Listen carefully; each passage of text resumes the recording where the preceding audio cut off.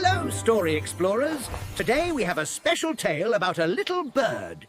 I love stories about brave heroes.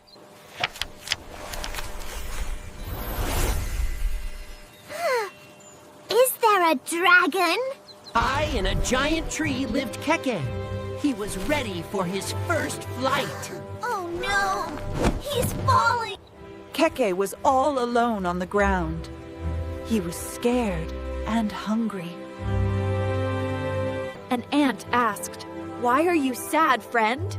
Keke said, "I cannot fly, and I am so hungry." The ant called for his family. Wow, that is a lot of ants. The ants brought enough food for a king. Good food and kindness gave him power. Thank you! Look at those wings go! Together, even the smallest friends can do great things.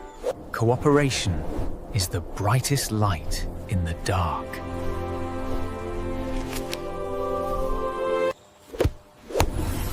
See you next time. Keep reading. Bye-bye.